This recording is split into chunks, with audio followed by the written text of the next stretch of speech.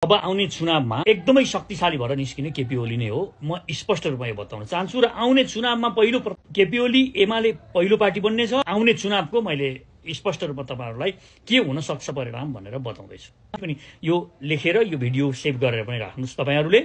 म भन्दैछु अब बिस्तारै तपाई हेर्दै जानुस्, जति यो विदेशी दलाल र विदेशीहरुको कुरा चर्चा बढी हुन्छ त्यति नै बढी केपी ओली शक्तिशाली हुँदै जानुहुन्छ।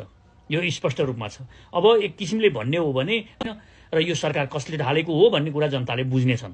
देशमा को खेलिराखेको छ र कस्तो किसिमको सरकार बनिरहेको छ भनेर पनि देशका जनताहरूले बुझ्नेछन् र बुझिसकेपछि ती फेरि केपी ओलीको पक्षमा जानेछन् र केपी ओली नै इमानदार रहेछ भन्ने कुरा र केपी ओली नै राष्ट्रवादी रहेछन्, यिनले देशको लागि साँच्चै नै ठिक काम गरेका रहेछन् राष्ट्रवादको सवालमा भनेर उनीहरूले विश्वास गर्नेछन्। अहिले तपाई आइएनजिओ भनेर कराइराख्नु भएको छ, आइएनजिओको सरकार भनेर। त्यो आइएनजिओ हटाउने प्रयास केपी ओलीले नै गरे हो।